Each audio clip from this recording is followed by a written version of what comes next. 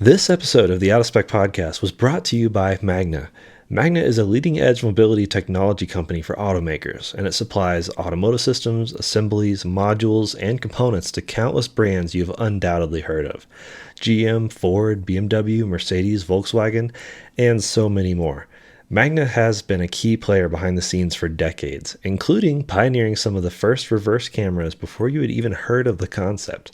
They now look to the future with fully autonomous driving systems, ADAS, and mini electric car components for your EV at home.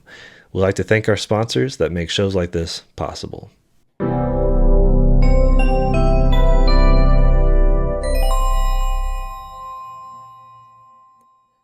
Hey, welcome back to the Out of Spec podcast. I'm your host, Jordan Schiefer, joined by co-host Kyle Connor, co-host Mike Breeling, and co-host Ben Spreen.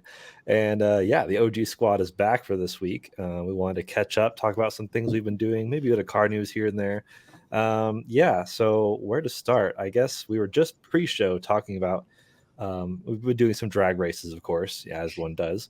And as one does, we compared a CUV versus an electric car versus a sporty sedan. And actually, I thought it was really awesome. I've got a picture here for our YouTube listeners, but our YouTube viewers. But yeah, three beautiful shades of gray on the road surface with Kia versus Hyundai versus Genesis. Yeah, so.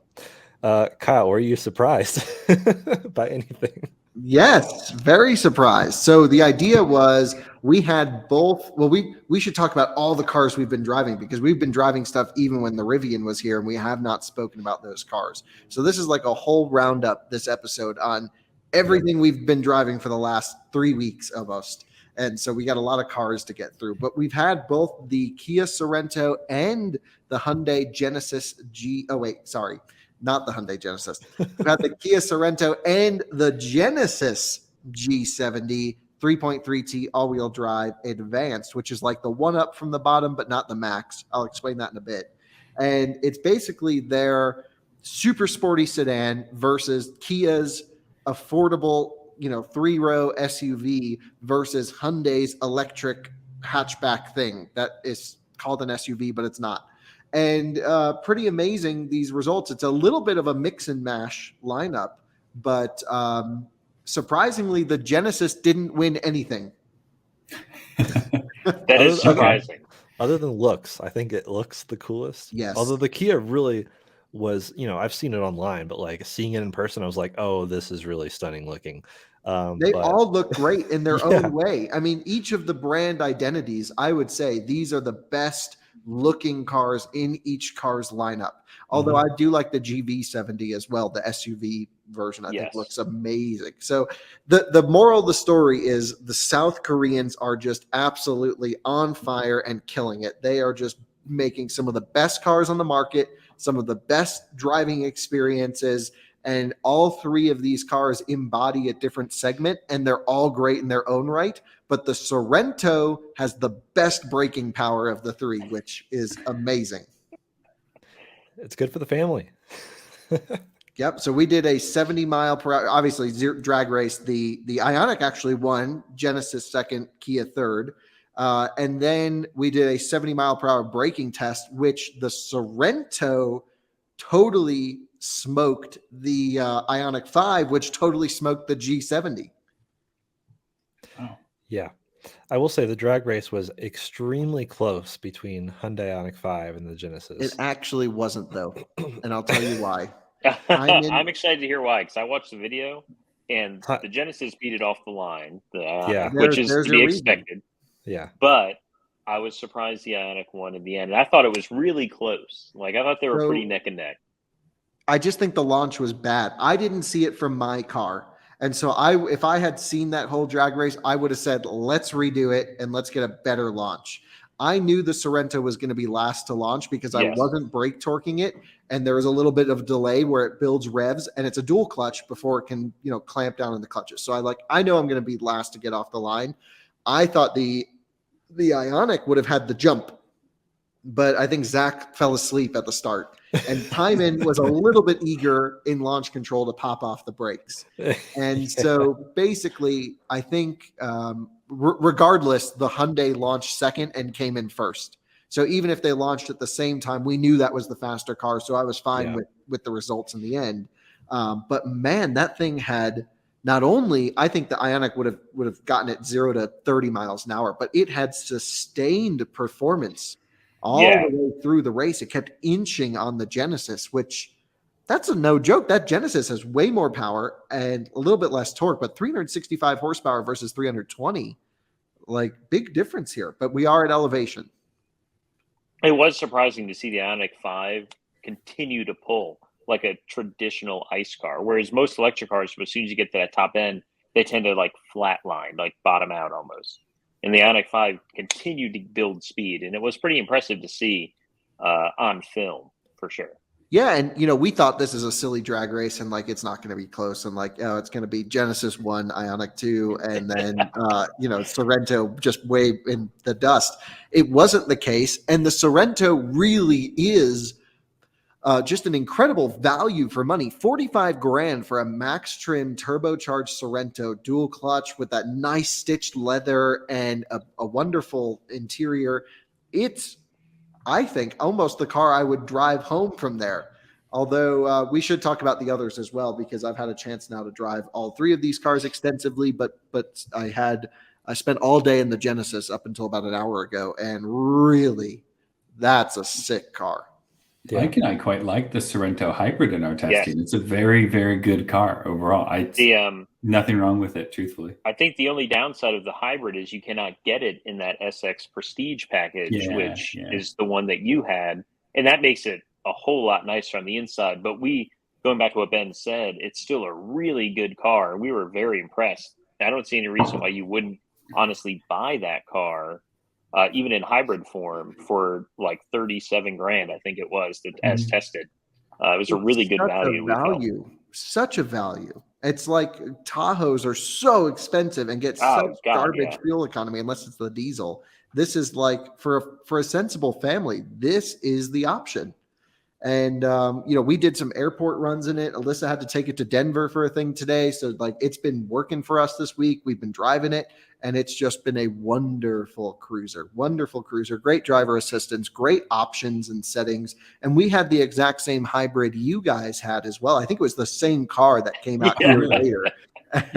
And, thanks for farting in it. It smelled terrible.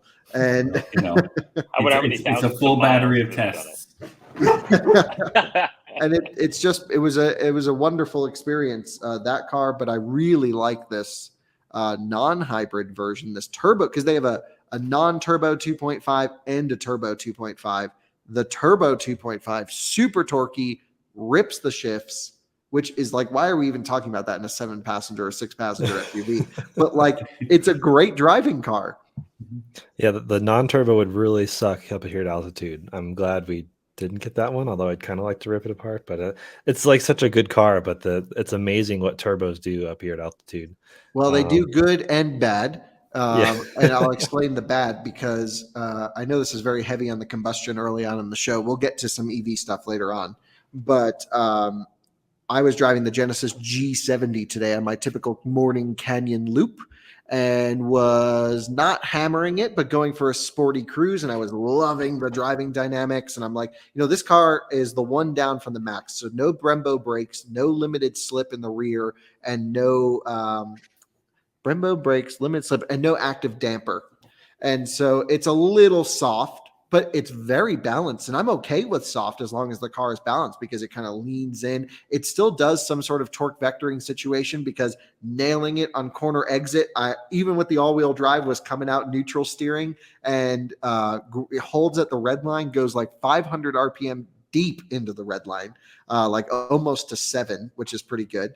And it's got the valved exhaust option, which gives it an extra 3 horsepower. And it's not loud enough. It should be a much more aggressive valve. It's actually kind of annoying to drive this car around at low speed because you get this very buzzy noise out the back. And it's a little bit like just let it breathe. And when you nail it, it's got the breathing through a straw vacuum cleaner noise, even with the valves open. It's just... And I'm like, well, I can't really hear it. So like, if I had it, I would just rip the exhaust off of it. So it was no BMW M340. Well, here's the thing. I would still have it, and maybe not over an M340, but I'd have it over at least a 330, which is what it competes with because it's 49 grand as tested. That's true. Even though it's a 6-cylinder, so I agree. I think the Genesis is probably a better buy just for the drivetrain alone. And so really liked it. There's like tuning things that they need to work on though. You know how some automatic transmissions do the little fart upshift and they go, and it's a torque converter 8-speed. It only does that in Sport Plus, like not even in Sport. And so it's really slushy to drive around unless you have it cranked all the way up in maxi max mode.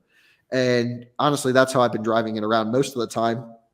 At low speed in the manual setting, just because I like the upshift crispness a little bit more.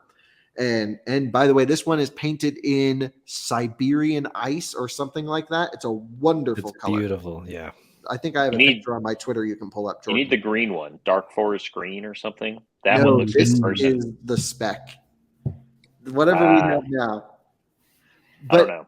One more calibration issue. When I got to the top, I was like doing the last hill climb on my canyon loop before I peak at just over or right around 8,000 feet of elevation. It started to break up, like it started to misfire. Really? And the only other production car that's happened to me in is a Morgan Plus 4. Which, I mean, that's a production car. Right, and that's a Morgan. So, like, of course that's going to happen. I've had cars overheat. I've had cars derate power because they're getting hot or the transmission's hot or something. This did none of that. It just was going, and I was like, whoa. So I kind of backed off of it, and I have it all on video, and I rolled into it again, and it just, and I was like, whoa. It feels like when you have a bad tune on a turbocharged car. And it's almost like it didn't compensate for the elevation on the way up, and it just was starving itself. It almost felt like it had too much air and not enough fuel, but my guess it may have been the other way around, and wasn't very pleasant. It only happened right at the top because as soon as I lost about 500 feet of elevation, it was fine again. So we must have just hit that threshold where it was pretty unhappy, and I got to say that's annoying. Also, I love all the comments where people think, it's not electric, so throw it away. Your Twitter I guess audience is a very mixed crowd because there's people that are like, this thing's awesome, and then if it burns gas, it belongs in the trash. But we're going to be seeing this with automotive going forwards. I'm not sure what the best way to handle it is, especially as we're growing not only our combustion business but also our electric business. We're going to have this dichotomy. And I don't know if the answer is just to fully separate everything or to just force the issue. I really think for me, it's just embrace it all and talk about the goods of both and the bads of both. Literally just converse about everything, because there's too many people who are segmenting themselves into the echo chamber of what they love. And I think there's value in both, and it's going to be a gradual transition. We're not going to be like, oh, next year all gas is dead, EVs forever. Not for a long time. Not for a long time. Yeah. But I do think it is kind of silly, like commuting to the office and turning on a combustion engine. I'm like, well, I'm just going to take the smart car or the Tesla.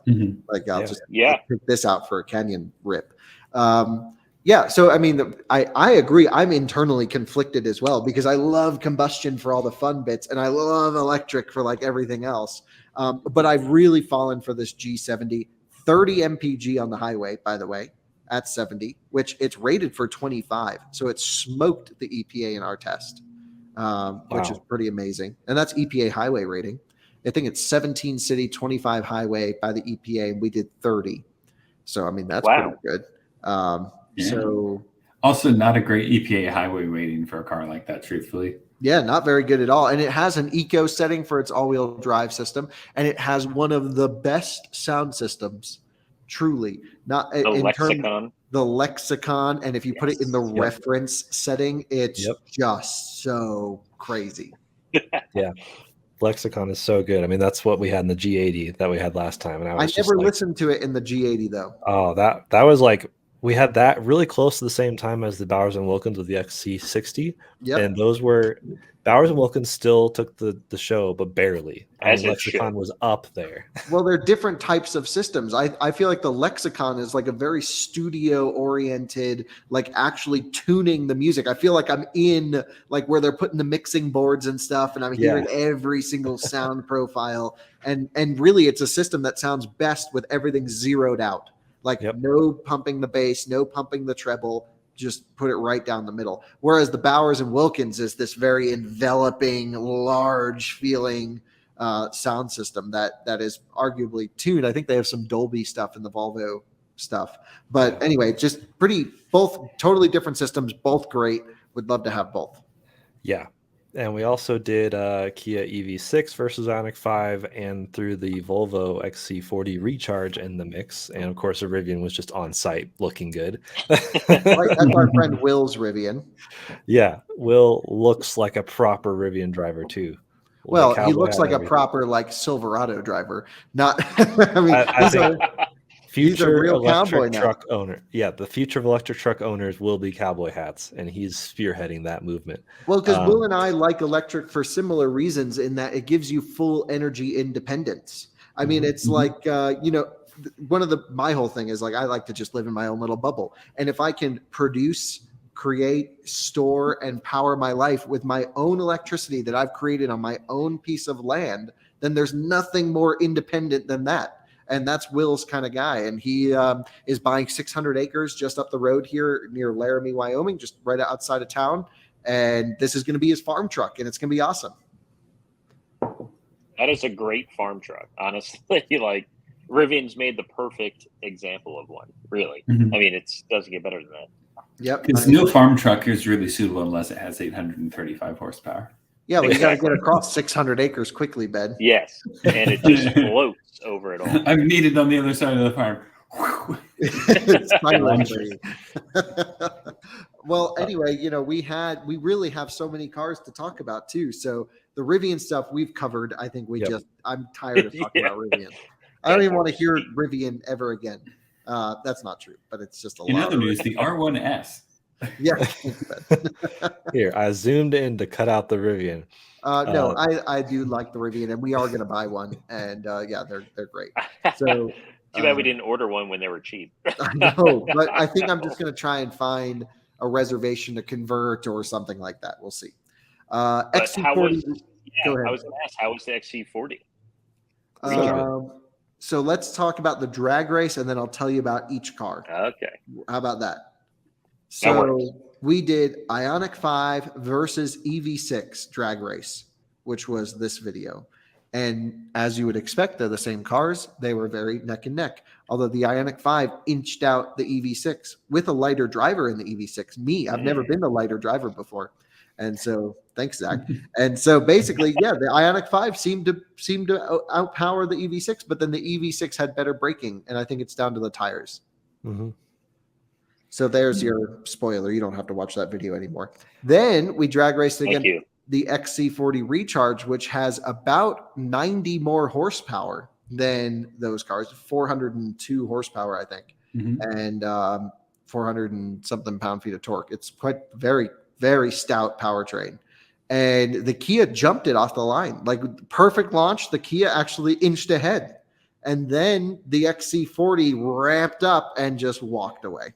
And it was I'm not surprised that Volvo has like limited it off the line. Like, will not give you instant power. It's just the way that I feel like Volvos are. Yeah, and I think they would just like rip axles out of it. I don't know. Yeah, it does 472 foot-pounds of torque or something crazy, I think. So, well, also Ben, you and I have discussed this at length. When it comes to electric motor tuning and calibration for acceleration, it's kind of nice to have this increasing sensation because it encourages you to stay in it.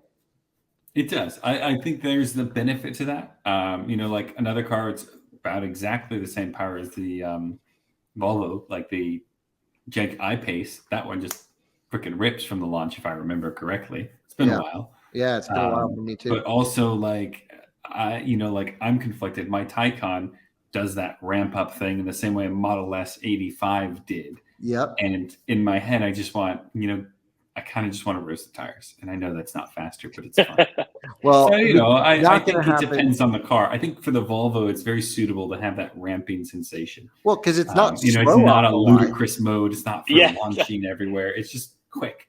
No, fun. But you wouldn't know it unless you drag raced it against the Kia. That's the thing. You don't feel it when you drive the Volvo. Really? It's still like, whoa! And then I'm like, how is the Kia faster? And then it just was like, whoa again. And I walked them up to 112 miles an hour because Volvo cares about our safety because speed equals unsafe. Yeah, EV6 does a very unsafe 118 compared to the 112. So very dangerous car. Yeah, EV6 great brakes, but there is a definite limit. If you keep romping on them for 65 miles, Well, Jordan, that's the case for any car. So I had asked Jordan to run the battery down, and were you doing neutral on the brakes as well? Yeah. So it was straight friction braking. So your acceleration, friction braking. So I left the office. It said 220 miles remaining. And then I drove 65 miles and it said 15 miles remaining. That's a good drive right there. Yeah. Now, a lot of that's also like if you used the same energy scale, you probably would have had 40 miles remaining. Yeah. But I basically used, I left at 90 and arrived home at 10. So I used 80% of the battery pack in 65 miles. Proper. Yeah, and that's what we need, and it was great because I was able to do some charging stuff with it. But yeah, maybe you went a little too aggressive. I did, yeah. So, sorry to Kia. We didn't damage the car, and the brakes felt fine. Somehow the fluid never felt like it boiled because the brake pedal. I was going to ask about that because I remember Ben destroyed his fluid on the Dragon, his BMW, and his brakes. No, the pad actually. We melted the pad. Yeah, the pad was dripping. Wow. Yeah, but that happens. I mean, it's fine. It's a brake by wire, so I wonder how much actual squishiness is being tuned out and compensated by the electronics in the car. Because when I got in it, I didn't know any of this had happened. I just drove it, for a minute, and I was like, "Oh, this feels fine." Like, wouldn't have any idea. That's good because I absolutely freaked out, but that's good. They built I was just actually driving the Alfa Romeo Stelvio Quadrifoglio, and it has a weird brake pedal thing as well, like that, where it's that dynamic brake booster. It's my least favorite brake pedal ever. Yes, and it's very stiff, isn't it? Yes. It feels awful. Like you're stepping on like a backpack. That's like full. Like it's. I know that's a weird. I can't really come up with a better thing. But I was talking about the give in a normal way. The suspension suspension is stiff in that thing. And then there's a stiff setting. A GT. Yeah, I know. You're like, you put in sport and it says now you're in stiff mode. And I'm like, I wasn't in stiff mode this whole time you're telling me? Like, it's pretty rough. And then you can only get the exhaust open in race mode, which means you can only go to mid stiffness and not full soft. And but it makes some good noises. And then when you go to race, it turns traction control off. Yes, it does. There's like ESP, which is like the only way to have your exhaust open in a performance vehicle is kind of silly. But I mean, I kind of agree with that logic somewhat. But I mean, it works for us, but like think about the person buying an Alfa Romeo Stelvio Quadrifoglio. It's the type of person who would never let you forget that they drive an Alfa Romeo Stelvio Quadrifoglio, and they should not have ESP off. It hits a fire engine, don't you know? That's what they would be saying all the time. Yeah. Well, the issue I had with its brake pedal though is when you come off the brakes, you get like rear-ended with creep. Is how it feels. You mean from a stop? Yeah, like if you're you come off the brake, torqued up the whole time. Yeah, so you come off, if you just let go of the brake normally, like you would in any other car, it feels like you like tap the throttle really aggressively, even though you didn't touch it. It's very hard to inch it in a parking lot. So all manufacturers, gas, electric, just make the pedal normal, please. Thank you. my soapbox for the day. Yeah, but that Stelvio Quadrifoglio still, I mean, it rips. It's no question. It's great, rips the shifts, does all the stuff. I was going to say the only redeeming quality, is one, it's over 500 horsepower, and two, it sounds amazing, and it does the really good upshift noise. Like like you feel like you're in a race car. I mean, you just do. It's so hardcore. I mean, they literally took the Giulia Quadrifoglio and put it on stilts, gave it all-wheel drive. Yeah. And it's really a sporty vehicle. It drives like the shipping blocks are still in it, though. Yes, it does. the whole time we were in it, I'm like, I don't know who buys this. Like, I get why you make this car, but I would have the Giulia because there's no reason to have this. Yeah. I want to stiff rough Or ride. like if you really want the SUV, like you could have a Macan GTS and have both of those things all the time. Because zero compromise. The 4-cylinder one sucks because I hate that engine. Yeah, it's terrible. Turbo lag city. There are some journalists that like love that 2-liter engine, and it makes power at 1200 RPM and then nothing above that. It gives you a lot at 1200. It's like a big lump. Way too much. It's way too much at 1200. Like, it's fast, but it's not engaging. The chassis is great on that car though, and the Stelvio Quadrifoglio, the Quadriformaggio is stellar vehicle. So I guess Kia EV6, should we talk about what we did with that? Because we have to, I mean, we already gave them some videos, but Kia loaned us the car, so we should talk about it for a minute. And great car. One of the best. Buy it if you can. Yeah, I mean, I read Jordan's write-up of the EV6, and I completely agree. It should have some sort of ambient lighting for the money.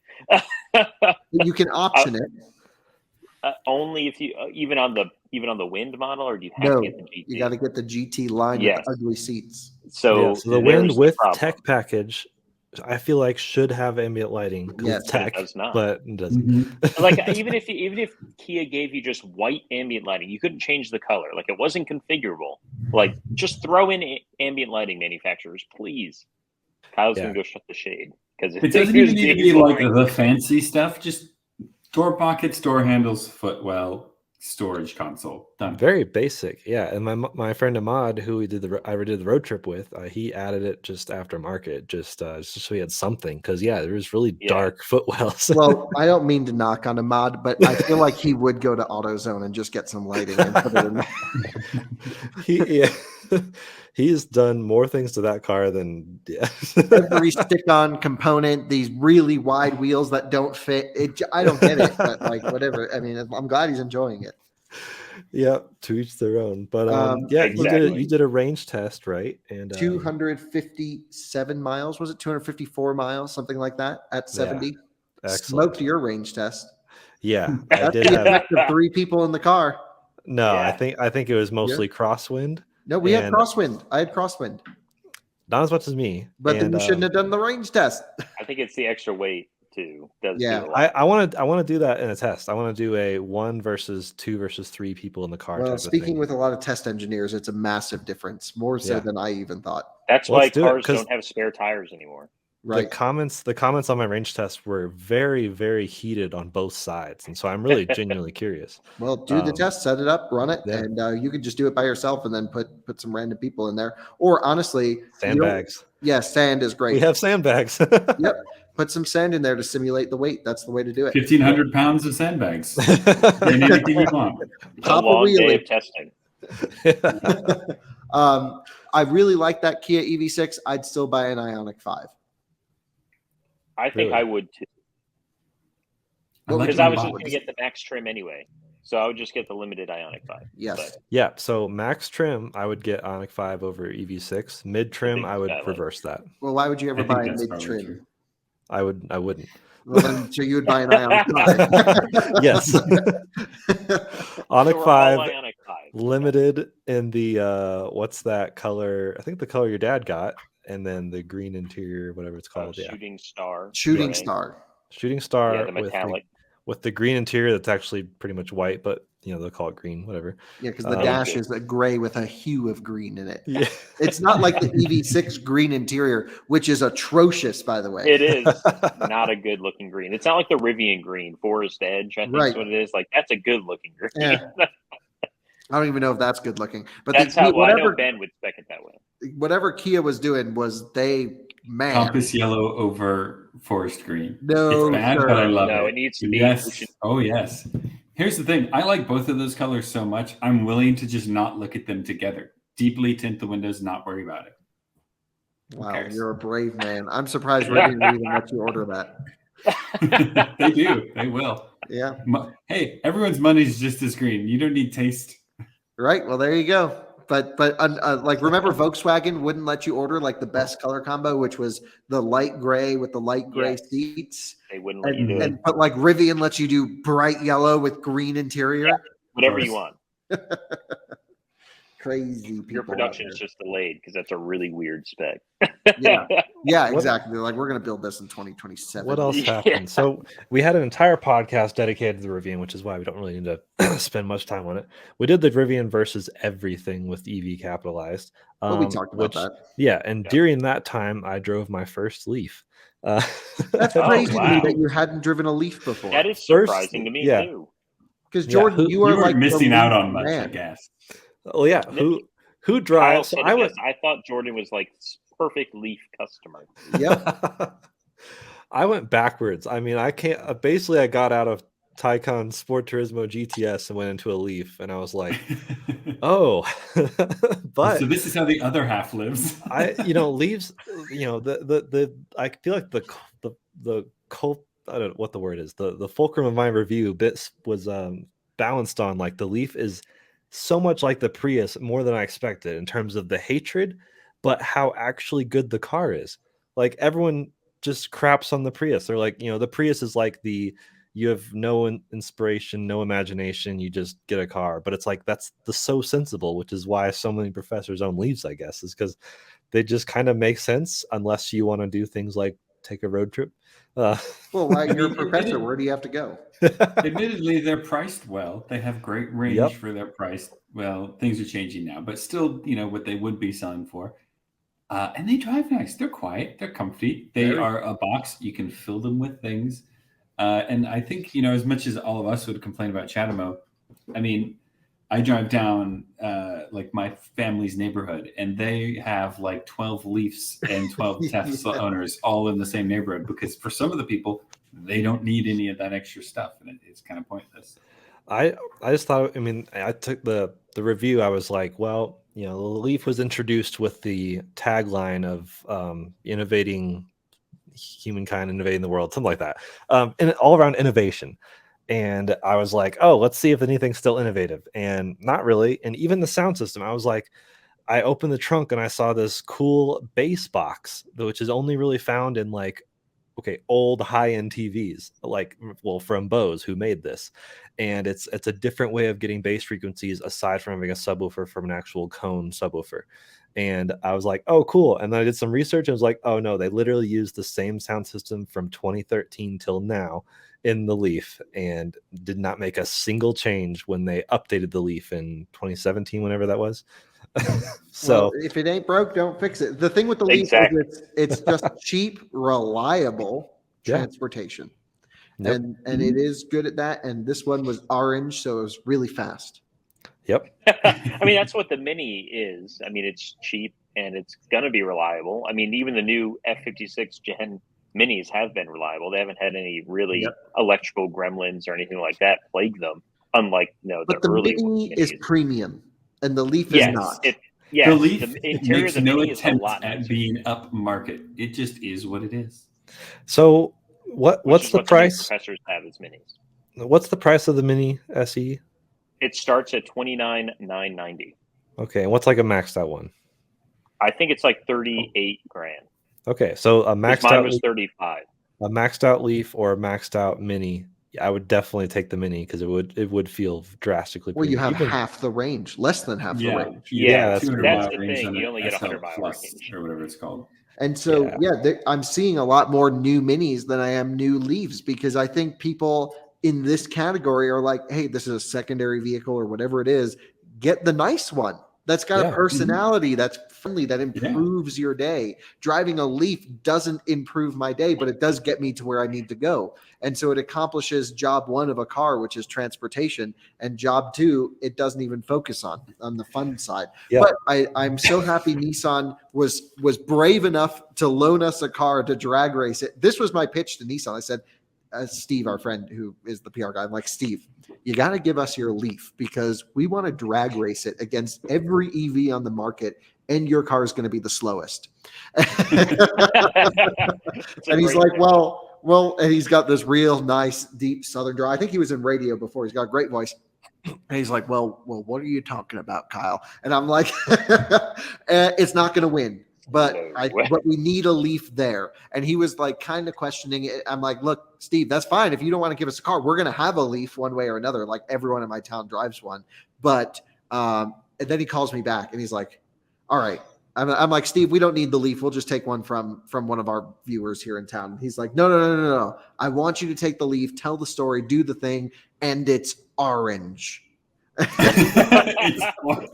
the selling point. That's the selling point. Paint color. Yeah, it's a cool color. It is a cool color. He was genuinely concerned that the Leaf that we might be borrowing wasn't orange, and they want to present the orange Leaf. And so they sent it up to us for a week for that, which I thought was the best thing ever. Yeah, that's pretty good. Yeah. And the video did well. And we talked about how the Leaf was the first one there before any of the other cars. Yeah. Which it's true. It's got to be one of the best colors that we had at the runway. Just Leaf. That and the yellow orange from the Mach-E. Yep. Cyber orange, right? Which is really, you can get a Maverick in that yellow. color. Say that again, Mike. I think you get a Maverick in cyber orange. I think that's what it's called. Wonderful. You can. That's true. Yeah, that's the one. Yeah, I want a Maverick in Grabber Lime. You're gonna have to wrap it. Yeah, look at that stunning orange Nissan Leaf. That's right. Stands out. It really is amazing how many shades of gray there are on cars nowadays. No, Maybe we could do a year-end wrap up of. We could literally call it 50 Shades of Gray, where we just pick our favorite gray car from the paint color gray from the year. I'm all about rank them all. Why not? You know. I'll do a full video on that. Actually, yesterday, me and Timon saw a red Volkswagen Id4, which is the first time I had seen one in public. We saw one at the show, but only available in Pro S gradient trim. I've never seen a red one.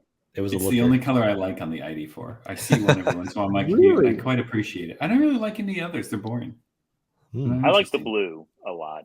The blue is very Volkswagen-y. It's not interesting to me. And I don't like red cars typically, but I think it's just with the gradient package, it's just a good looking car in the red. Well, it's like red on the Rivians. Actually looks really good. It does. One more thing we have to talk about is the XC40 before we get too far away from that conversation. Built on Volvo's CMA chassis, same as C40, same as Polestar 2. By the way, Polestar 2, 65,000 cars to Hertz over the next 5 years. You guys see that? That's just one of our very excited. They're going to get so beat to hell. Probably. Yeah, but so are all the Model 3s that Hertz is renting. But I feel like a Model 3 is like you can't really break them. That is but I also feel like they don't hold up great interior-wise, as we've discovered. You mean Tesla's? My car's fine. Yeah, but but you get in a Volvo that's done 85, and I've had a lot of Teslas, but you get in a Volvo that's done 85,000 miles. You get a Tesla that's done 85,000 miles. It's going to be a lot of different noises going on. Yeah, well, I can't argue with that. Every one of my Teslas made noises after. They have stout drivetrains, I will say, except for the front motor mounts and the front axles. But other than those two very crucial things, they've been fine for me. Yeah. Well, we should talk about the rear motor mounts on the big motor cars, but we should talk about the rear drivetrain. Well, Kyle, so XC40. So I actually drove a C40 a couple weeks ago. Really? A demo model that a local dealer has, where I bought my V90 from, had one in. So I was like, I'm going to go down there and drive this. At Johnson in Durham. Yeah. In Durham, yeah, beautiful dealer. Yeah, it's brand new. I think it's only 3 years old, 3 or 4 years old. But really awesome car. Like I remember when they launched the C40, I'm like, that's it. I'm having one. And I even told you that, like, this is the one to have, the C40, because it looks so much better than the XC40, in my opinion. Even though now the new XC40 will get the same front end, but the rear end, the coupe, I've discovered I am a coupe SUV person, apparently. It's very cool taillights. I'll give it that. And the taillights are amazing, and they have amber turn signals on the taillights, as they should, just like in Europe, over in America, which is great. But they're not LED. They are. No, they're full LED on the C40. Oh, not on the XC40 I tested. $60,000. You don't even get LED turn. Yeah, I know. My V90 did not have full LED taillights, and it was really kind of annoying. And then they updated it in 2021. So if you have a new one, you're fine, even though you can't buy them anymore, which is unfortunate. At least in the US. So are you going to buy one, Mike? I don't know. I've thought about it, and I just still think I'd have the Polestar over one. Really? Because you're like, you just said the C40 is the one to have. And now it you want a is. No, I Polestar. think if you were cross-shopping them, unless you really need the space in the back, you should just get a C40. Because it looks better. It comes in fjord blue, and you can get blue carpet on the inside, which is really good-looking color. That's the one that I drove. And I honestly forgot how fast that car is. I mean, it was fast. Yeah. But I think what lets they're it way down faster. for me, for my personal taste, is I would rather have that bigger touchscreen the Polestar gets than that tiny 9-inch old Way too Census small. screen, which is Google operated now, which is great, and it was way better than what I had in my Volvo. But I don't know if I could live knowing that there's a big 11-inch or 12-inch screen out there that the Volvo has not used, and even though it's the same car. Well, yeah, I mean, you can't go wrong either way. The Polestar is sweet. Oh, yeah. I love both cars. Honestly, I don't know which one I'd have, really, but I'd probably go towards Polestar with the performance pack. Does that new Google-based Volvo system still use that Census touch layer, which is like infrared lasers where you don't have to technically touch the screen to trigger it like it's meant for gloves? Because I didn't quite love the precision of that I don't system. think so. When I was playing around with it, it was just like using an iPhone or smartphone. That's good. I would get the Polestar 2 as well because I need that extra 13 miles an hour top speed. Well, there are some other benefits. If you get the Polestar 2 Performance, you get serious brakes, suspension, ESP sport mode, higher top speed, and more power on the rear axle with the software upgrade. Yeah. And the Polestar Performance software upgrade stops the seatbelt from yanking you every time you rip around a corner, which is nice. And I have heard Polestar for 2023, the performance pack is coming standard with that performance upgrade. Great. So we'll see if that's going to be true, but that would be an exceptional value at that point. That would be the way to go. I would still have the XC40 Recharge personally, and I would swap the Öhlins suspension and the you could, onto this thing. And I would somehow convince one of my engineer friends inside a Volvo group to swap that performance software onto it as well. Honestly, that would probably be like the best build. Of the day. I mean, I love the XC40 and the C40, and honestly, sitting back in a Volvo again, I'm like, oh, I really miss my V90. Like, I miss that car. I think about your V90 often, actually, because Ben and I were just talking about it. It's got to be one of the best looking cars ever on the sport suspension with the R design wheels. Yes, I've had multiple. I've never had more people come up to me when I owned that car to talk about it. I had multiple people come up and ask me, "Did I lower the car?" And I was like, "Nope, that's completely factory suspension." Yep. Wow. That was a hot machine. It was not fast, but it was a good looking machine. Yeah, no, it wasn't the fast one, but it good was to look at and comfy. That's all it needed to do. Good road tripper. But just front wheel drive. I wish you had gotten a T6, but that's okay. Couldn't really find any, but now you can't find any, or they're all stupid expensive. But yeah, I wish for a little bit more power. But I drove that car from North Carolina to Connecticut twice, and it was an amazing experience. Yep. And so, got this XC40 Recharge that we had. We did the range test, did some charging stuff with it, saw the updated charging curve at 150 kilowatts, a little longer, which was nice. Ripped it up the canyons. It's a little bit, it gives up on the comfort around town, which I wish it was a little bit softer. And I think that would help differentiate it from Polestar 2 a little bit more. But like, you stuff this thing into a corner and it's tuned perfectly where it's not as stiff as the Polestar 2 Performance, which is almost race car levels when you set it up to like hardcore suspension stiffness. This was just great. Brakes are great. Brakes pedal is great. Power's great. Styling's great. It's the right image. It's expensive at 60 grand compared to Ionic 5, Ev6, Id4, Mach-E. But I think it's worth the money. And I'm glad it's a little bit more money too, because it weeds out all the people from sort of cross-shopping it, because this isn't a car you buy for numbers on paper. This is more of an experiential thing. It's a little bit classier, but it's not pretentious. And so it's a really nice balance. Yes, I remember watching your range test video on this XC40 that's pictured here for our YouTube viewers. And you said something very similar, and I completely agree. I thought that the Volvo is priced at a perfect level. I'm glad you agree with me, Mike. Yes. That's never happened. I 100% agree. I think it's priced perfect for the brand and for just that class of car it's in. Yep. I just think it looks so freaking good, and it looks like an EV, even though it's like shared with a combustion chassis. Like, I don't know. I think this photo Kyle took is really funny because there's a big oil spill or oil leak like right in front of the car. But I love the Volvo so much. You can tell they park in that spot mostly, but they've also parked in a few other ones around there. The interesting thing though is this attracts a certain type of person, and the certain type of person is really like Alyssa, which she's like, I don't care about the money. I would never drive an ID4 or a Mach-E. This is the EV I want. Yep. And it's just that it's got the image. I mean, I remember before the XC40 Recharge was out, when you and Alyssa lived in North Carolina here, you both were deciding on potentially getting an XC40 ICE motor, T5. Because when they had just came out in 2019, they were hot. And oh my gosh, and they were so good looking, and they still look good. Like, it shocked the market.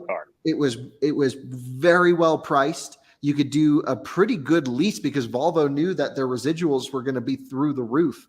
And then I tried to get Alyssa to get one. I tried to get my sister to get one. She ended up buying a Q3, but I'm like, it's got a built-in trash can and it's designed by women. Like, it's cool. Like, why aren't you getting this thing? I don't know, but orange door pockets. Yeah. The lava orange interior. Yes. Yeah, that was hot. Yeah, and it's still got some weird EV quirks. I would say it's not a good electric car in terms of its efficiency and charging stuff, but it is just a great all-around package. But I wouldn't buy it as your only road tripper. Like, you would want something else to kind of go cross country with. But most people aren't road tripping cross country. Still, 150 kilowatts is fine for the occasional once or twice a year trip that you have to take. And I'm seeing a lot of them around town here because it's very good for northern Colorado. There's a lot of money in this town and a lot of people who don't want to show that they have money, but also they want something nice. And that's where this car fits in. Yeah, I saw two here in Raleigh just the other day. The first time I've seen two XC40 Recharges in the wild. And I'm seeing a ton more plug-in hybrid Volvos too. Yes. Volvo, especially now that they have the extended range models. Yep. First of all, 455 horsepower and over 500 pounds of torque in an XC60 is kind of crazy. V60. Yes, or the V60 Polestar now, the extended range, they go 36 miles EPA rated, I think, or maybe even more. It might be 46 miles. I don't know off the top of my head. It's somewhere around there now. And it has twice the power on the rear axle. Yes, as before. And that is the car if you want to spend $72,000. What you do is you just get an XC60 T8 Polestar extended range. Yeah, so you do get the T8. Yes, exactly. Yeah, and then you just set the suspension to full soft. Ben disagrees, but I was just looking at these last night, and you can get the 22-inch wheels on the XC60 Polestar. I was building them too. Were we both on the website at the same time? Yeah, probably. Because I built one today, so yeah, I think we're all. We also the more rear axle power. That's all I needed to hear. I didn't really care about the rest. Timon and I were in Michigan. We went by the press car office and we saw an XC60 Polestar extended range, and we were like on the 22s. We're like, oh my god, this is so hot. I put a picture of it somewhere. There it is. That's at the press office. Oh yes, beautiful. Yep, thing is hot, isn't it? Love it. It's such Volvo has just knocked it out of the park with their plugins or even some of their BEVs, design wise at least. So what else have we been driving? We've had some other cars loaned to us. F-150 Hybrid. Yep. Amazing. Oh, yeah, how was that? Well, second time we've had it. We needed it for some comparison stuff, and truly just is the master of all trades. That is efficient. It is crazy fast. It's usable, and it's got great tech. Massaging seats. when we had the King Ranch one, which was really nice, had a great sound system, the whole bit. Just things that Ford can think of that no one else can, where you have this lighting around the vehicle, this lighting where you can light up lighting, the whole right.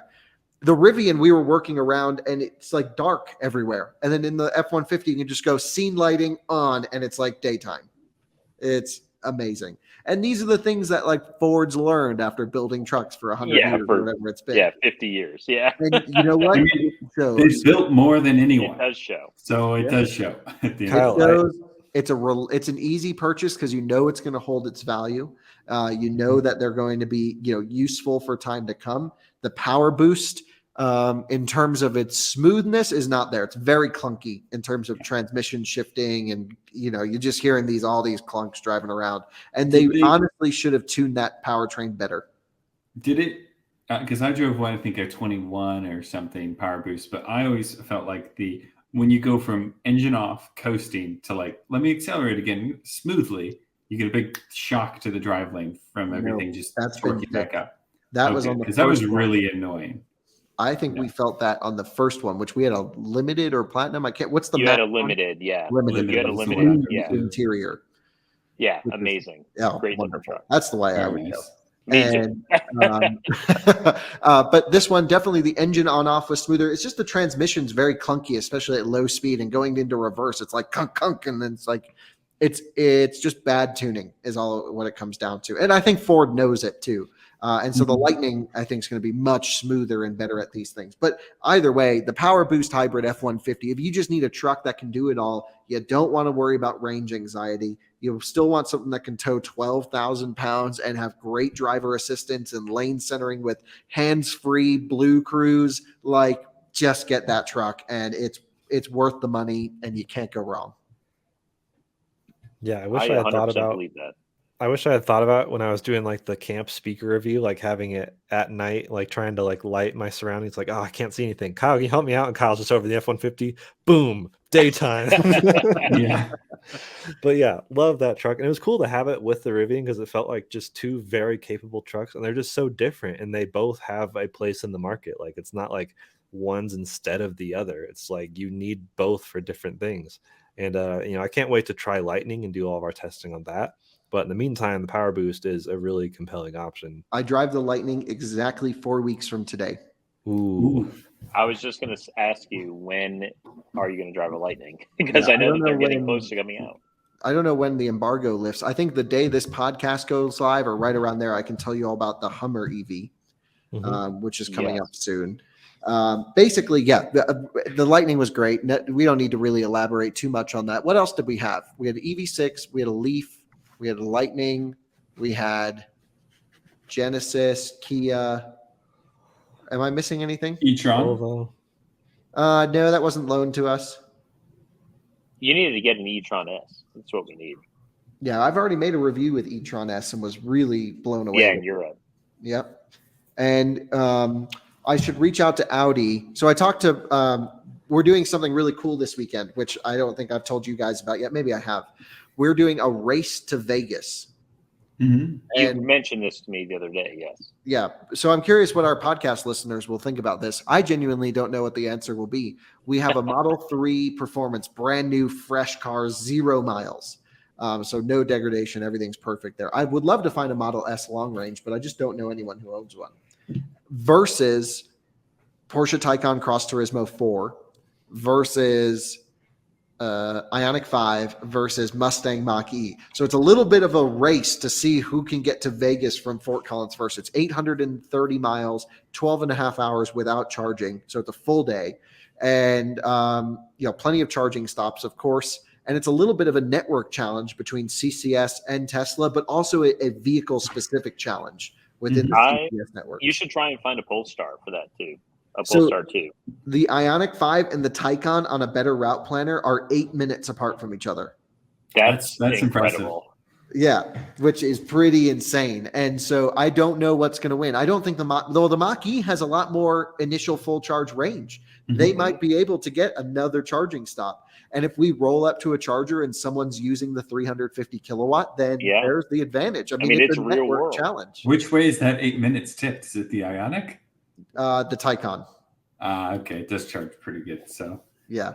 You could, if you really wanted to increase that gap, you could throw a Taycan sedan in there and pick up a little range over the wagon, I'm sure. Well, Porsche already had this Taycan in Colorado. We were the last ones to use it like 5-6 months ago, and it's just sat at the press office. Wow. I didn't know it was here, and I called. Oh man, you could have been driving it the whole time. Well, you could have made it your daily driver. Well, they can't do that. But like, I called Calvin, who's been on this show. I'm like, dude, do you have a Taycan here? He's like, maybe. Why? I'm like, well, I want to do it. He's like, oh yeah, it's just been sitting there waiting for someone to do something with it. I'm like, I would have used it. Rivian versus everything. You know? Right. Well, actually, that's where I found out that the car was there, and Porsche being Porsche, they're like, if it's going in a drag race, we would only loan you something that ends in Turbo S. That would be basically. Yeah. And so I'm like, well, don't ship a Turbo S out here for this stupid little video. But I mean, maybe, at some point we can do some more legit drag racing. We'll get a Turbo S out here. But either way, so we have that great group of cars. Weekend. Yeah, and so I don't know what the prize will be, but we're going to get whoever wins like the nicest hotel room, and then everyone else has got to like camp in the motel across the street. Motel 8, baby. Yep. Last one there has to camp in the car. Right, there you go. Rivian tent camping. I'd love to find a Rivian to join us because I think that would do pretty well for views. Yeah, that would be great. Because that has a big initial charge, and I bet everything is going to come in way closer than we're thinking. Mm-hmm. I bet you it could be really neck and neck. I'm really excited to watch or hear about this, but I want to watch the video too. Yeah, I don't know how we're going to film it. Zach came up with the idea, one of our new colleagues, and the guy who has the Ionic 5, he's starting to work for us now. And he came up with the idea, and I'm like, great, let's do it. There's our weekend. And so we got to figure out how we're going to film it. We might need to get a few more GoPros and let this thing go. It should be kind of fun. A lot of in-car commentary. A lot of in-car commentary. So it'd be a fun one to edit. Yeah, well, good luck, Alyssa. I'm going to go through 32 hours of GoPro footage. So I got an offer on my Model 3. Strong offer, too. You did. Yes, you did. And I don't think anyone can beat it. Because I reached out to another dealer who's like notorious. Some viewers recommended me to this one dealer in Salt Lake City of all places. And they're like, they're buying the world supply of Teslas at way too much money. And even they were like, we can't even come close. Yeah. Kyle, you and I talked about this past week. And based off what I do now, I was like, yeah, that's a really strong offer. And so they offered me $41,000 through driveway.com for this thing. I think I'm going to replace the glass for them just so it's not an issue. I haven't told them about the glass issue at this point, but I'll replace that so it's not an issue. Basically, $41,000, driveway.com. They said it's going to take a couple weeks because they're kind of backlogged because they're buying a ton of stuff. But they seem legit. They're owned by a huge conglomerate. They're publicly traded. Like, it's not a sham. And I was like, how many miles can I put on this thing like in a couple of weeks? And they're like, oh, we have a 10,000 mile allowance. Wow. Good Lord. That's a lot. That's a Kyle Connor allowance right there. So you know what we're going to do. That's at least a week of driving for you. And so, yeah, it's going to be really interesting to see how that works, that process works. I've never heard of driveway.com until I literally saw someone in a Facebook group say they paid way too much money for my Mach-E. And I'm like, let me just see what my Tesla's. I don't know. I was like going to put in the Smart. I just wanted to see how legit it was. And then they hit me with 41 and I'm like, whoa, I think Tesla just offered me 30. Yep. Wow. Yeah. So like it was something like that. It was like a huge bump. And I'm like, well, I don't need to sell it. I wasn't planning on selling it, but I'm like, I'm just going to dump it at this point. Because there's a really nice Morgan. Honestly, you might as well, to be honest. Just get like it's not like you need it. You have to three in the garage, whatever it's the clean 3 now. is. Yep. Oh yeah, and you just have Model Jordan 3, Morgan 3, close enough. Yeah, Jordan cleaned it allegedly with one microfiber. Like I just saw all the paint swirls in my mind. You should see the stack of microfibers in my garage. They're all on the floor now. I went through so many microfibers. You got to foam it. You got to clay it. You got to polish it. You didn't do any of that. Yep. But anyway, the car, I just looked at it in person an hour ago. It looked great. Thank you very much. Yeah. Nice video too, by the way.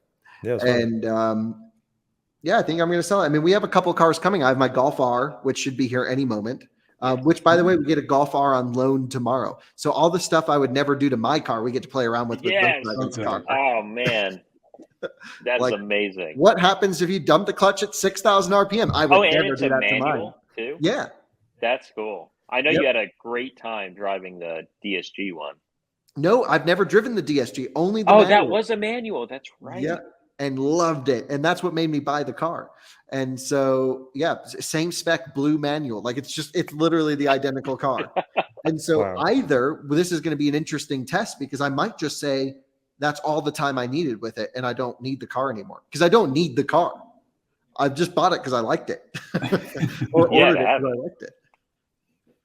And so I don't know what's going to happen. It's got a Magna rear differential. Thanks to Magna for sponsoring all of our stuff. It's got that active diff in the rear, all done by the people sponsoring Out of Spec. They in the name of drifting, which is great. Good.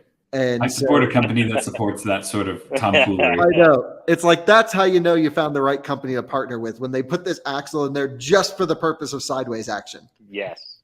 Yeah, I was going to ask how Magna was in Michigan. Are you talking about that yet? Yeah, we can talk about it. We can't talk about specifics because it's not all been approved and everything. Mm-hmm. But for those who know, Magna's been an insane channel sponsor for the last 15 or 20 days or so, and this is planning to continue for the next couple months as well, and hopefully longer into the future. I mean, having a sponsor like this really allows us to make the coverage and make the videos we want to make. So it's really, really good stuff for us. And I hope it's beneficial for them too, because we've already found them a couple, people are like, what does Magna gain from sponsoring your stuff? And honestly, they're looking for engineers, and, our audience is like nerd level 9,000. So it's like the perfect, combination of this stuff. And so, we went to Magna, we went to the Hummer EV battery, basically chassis battery tray assembly plant.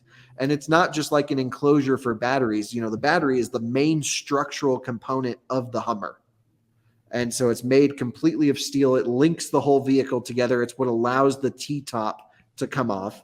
Mm-hmm. And it is one of the most impressive, insane factory tours I've ever been on. And it's for something so rudimentary, which is a holding pack for battery cells. Like it does none of the electrical stuff, just the steel, and the amount of new technology when it comes to welding with lasers and lasers then hitting wires to melt them in the perfect spot. I mean, truly mind-blowing stuff. They have like a 16 or 19 stage paint booth, which is way more than automotive paint. And so, it was very mind-blowing, and it was all Magna designed, all Magna built, and then really the tooling came from GM. But that's how that company operates. Is GM hired Magna to do it, and they're making. I don't want to give specific numbers because I don't know if they've been approved yet. A lot of battery packs are going to come out of this factory, like way more than I thought would be possible. I'm excited. Like it's so amazing. Like how far we've come in battery technology and still have to go. Like Magna's right there on the cutting edge. It's awesome. Yeah, and what's cool is they only build the double stacker ones for GM. So the Silverado with the big battery, the Hummer EVs with all Hummer EV battery packs are the double stackers, the 400 to 800 volt switch basically, and they have the wires to connect everything. It's really cool, all the pathways. It was a massive factory. The whole tour is an hour long. Just to walk it was an hour of just nonstop. Ben would have liked that. Yeah, anyone who's into engineering and industrialization would have liked this. It was incredible. Yeah. And then what else do we do with them? I went to their Skunk Works powertrain lab where they put electric motors on these dynos and test the hell out of them, and put them in shock testing, and they freeze them at minus 60 degrees, and then crank them up, and they do also differential and gearbox, differential transfer case testing, and they cold soak and then heat soak, and it was my dream come true going there. It really was. It was so cool. They also had a Rivian in for benchmarking.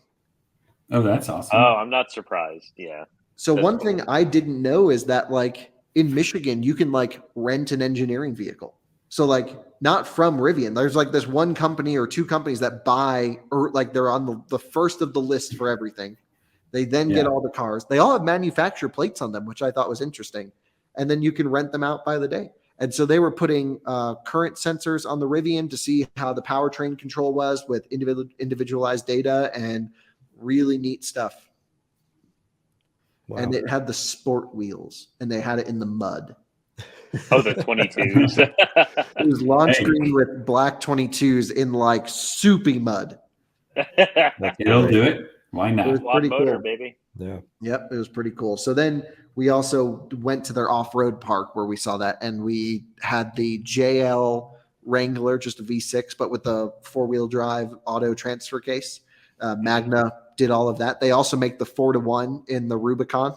That's all Magna. And so we basically put it in four-wheel drive auto and let the transfer case do all this weird stuff to figure out how to get us around Holly Off-Road Park, which anyone can just go to. It's like $20. But Magna sponsors it. They have a Mount Magna, which is really cool. Awesome. And like, I wish I could show you the pictures, but they're not approved yet. They have the new Jeep Grand Cherokee 4xEs that they're testing because they're doing the transfer case for that.